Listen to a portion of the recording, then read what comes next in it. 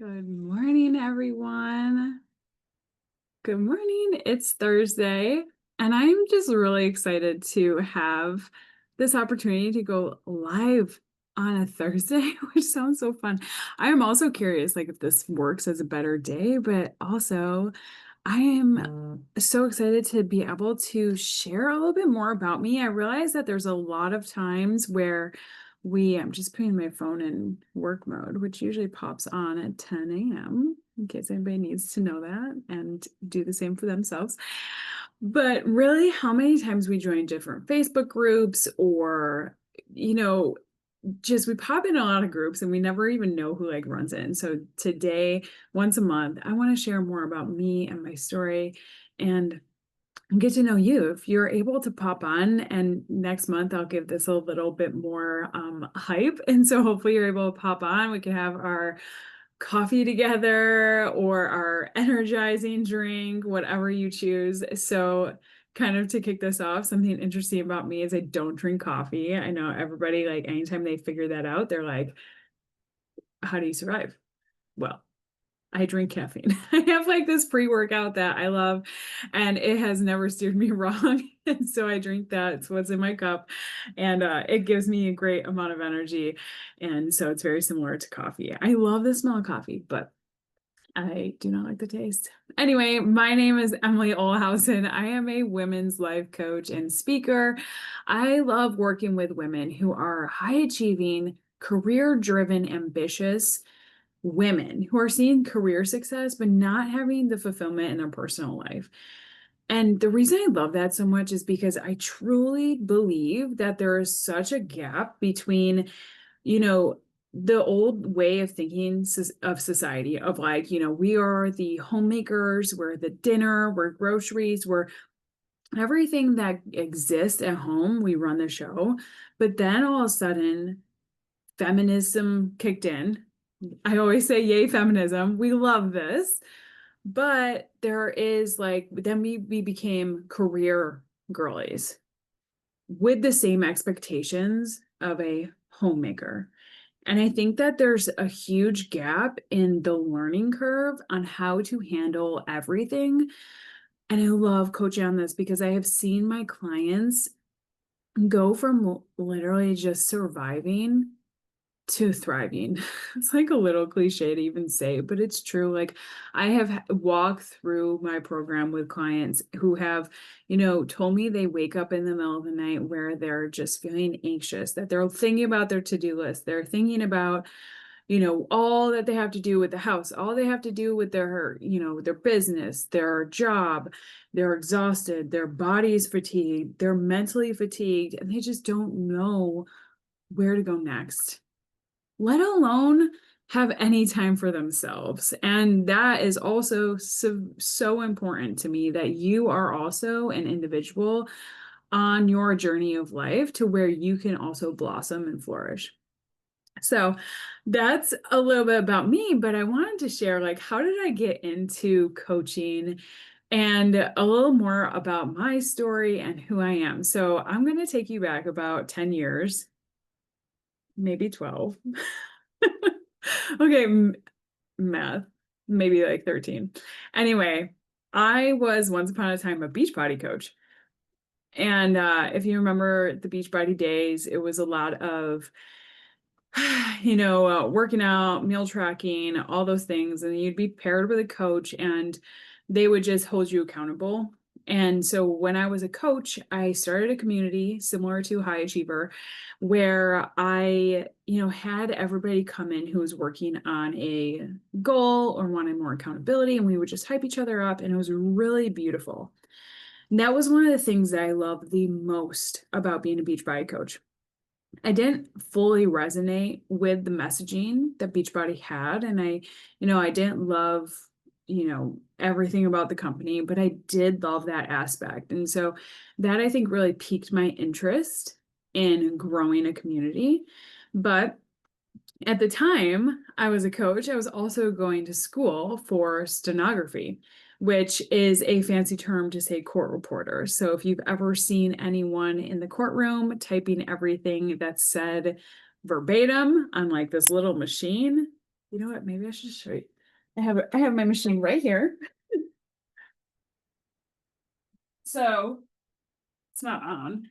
This is the size of my machine, so it has no letters. Just keys and different combinations make different words, and you could type more than one word at once. So I was going to school for that. One of the reasons I chose stenography is because I've always loved and have been fascinated by people's stories and listening to other people, like why people do things, what about them, you know, like what about their story like made them, I don't know, do something. And like I always thought it was fascinating, especially when I was in like a criminal case where I was just like watching how the attorneys would really switch your brain. Like there would be 1 minute where I was, you know, as a stenographer, you can't change your face at all and, you know, show any facial emotions, expressions, anything like that. But as you type, you become so good at your job that it's like riding a bike. You know, you don't think about pressing the pedals. You just are riding your bike. And so that's very much what it's like to type on this machine is at the same time you're listening in or you're thinking about your groceries and you're just typing. It's kind of a different way to hack your brain. Very fascinating, but I would always be like so interested how the attorneys could switch me from thinking this person's like guilty into not guilty. And I thought that was so fascinating. So, on all levels, the psychology really always kind of got me. And I love reading personal development books. When I was a Beachbody coach, that was like one of the main curriculum or like what is the word I'm thinking of?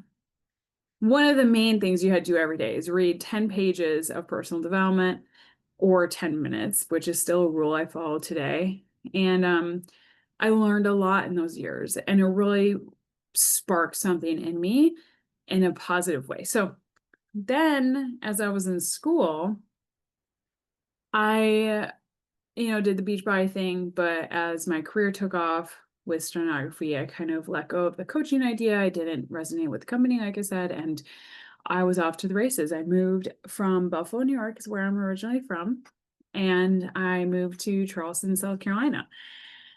I will say stenography was the first, you know, I've had a few times in my life before stenography where I really learned about resilience. But stenography, getting a degree for stenography was one of the toughest things that you could probably do. There's a lot of stenographers in here. So if you're in here watching and you agree, go ahead and put an emoji. There is a success rate of less than 10%. I started my journey with around 70 students online and in person, and I sat next to three. No, I was one of three at graduation. I sat next to two other people, and that was it. Everybody else had either, you know, dropped out or have like had a repeat. And so it's really, that was like such a mental commitment that I pushed through daily. And that was my true first sign of like how resilient I could be. So was in Charleston, South Carolina, and I met my husband. He was my neighbor. I went and knocked on his door, which is totally my personality if you know me. My friends dared me. They knew my friend who worked at the leasing the apartment leasing office. She told me that he was, you know, seemed really nice and he was my neighbor. He lived right below me. And I went and knocked on his door and introduced myself, and the rest is history there. So that's a fun little story I love to tell. That was definitely like a God wink. And then he was in the military. So we moved to Hawaii, which was a decision that we made because I was thinking, like, if I have to be alone, I might as well be somewhere beautiful. And alone I was. But I took that as my time. I never shied away from getting to know the island of Hawaii just because he was out to sea. He was on submarines. And so on a submarine, you don't hear from your significant other for weeks at a time. And when you do hear from them, it's usually a short email that is processed through their chief of command. And so everybody's reading these emails, which is fine.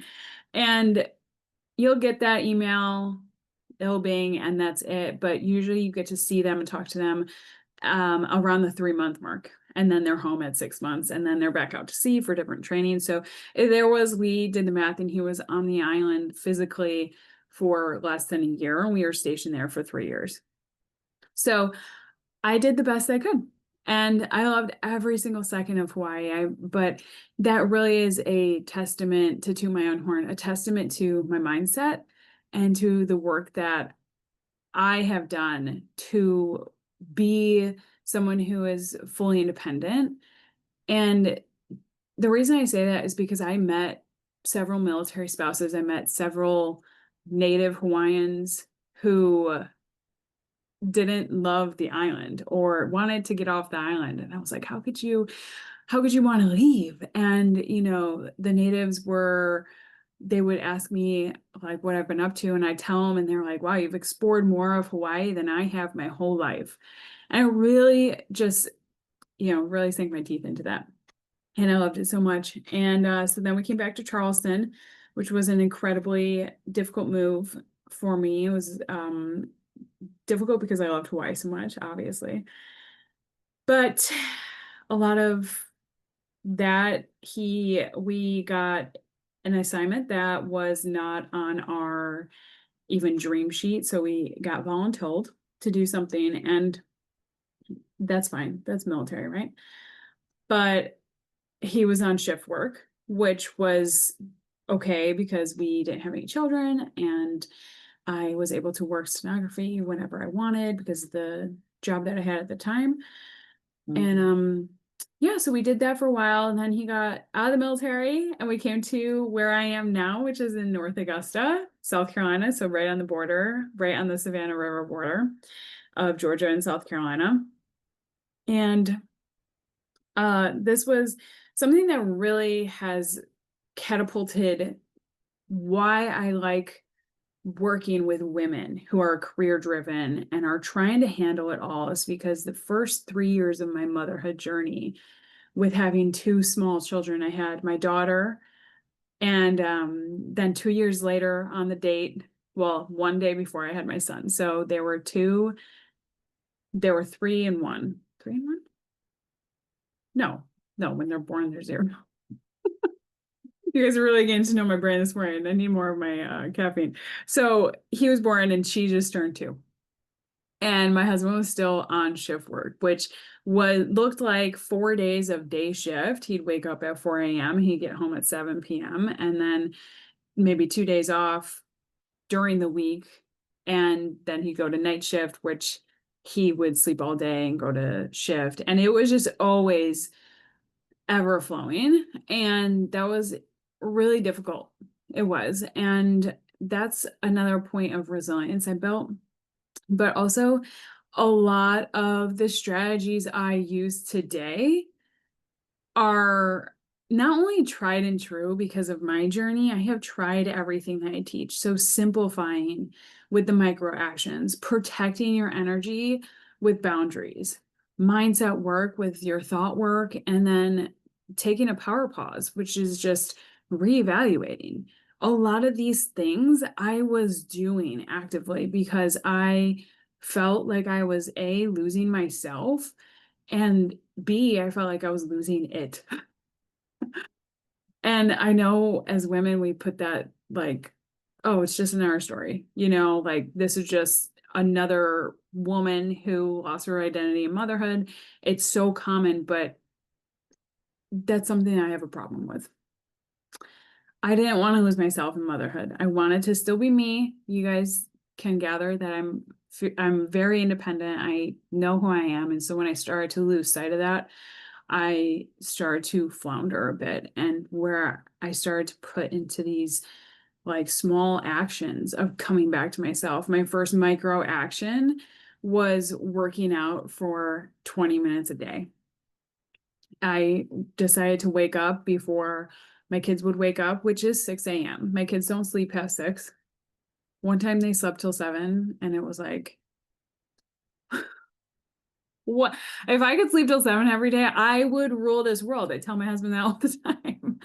But anyway, they sleep till 6, 5:30 most days. It's a mess. So I wake up at 5, work out, and then at the time I was just working on myself. So I would do some personal development.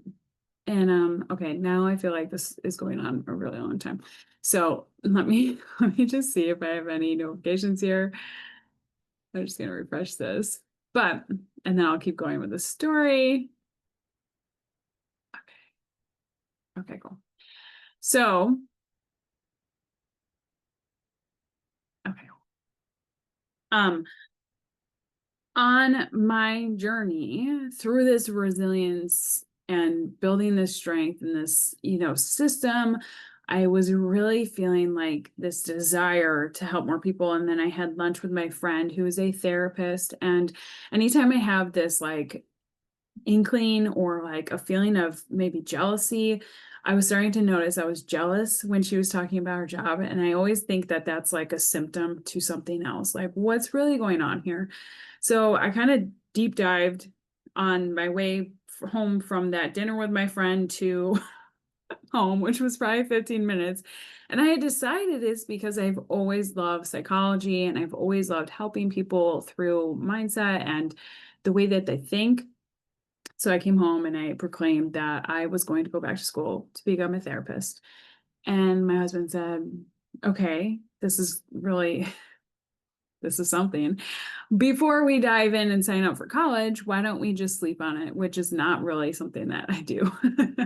And so I Googled and Googled and I was like, what are my options here? And then I stumbled into life coaching, which it hit every single check in the box because life coaching for me is so wonderful because it's future oriented, which is something that I'm always have positioned myself towards my whole life. I've always wanted to like, okay, let's not dwell in the past necessarily. Let's focus on where we're going next. And that really checked the box. And so life coaching is, you know, when you have like for me, my life coaching is so close to solution-based therapy. And you'll realize this as you work with me and as you've listened to my lives, that a lot of things are solution based. I don't like you walking away without a clear action step.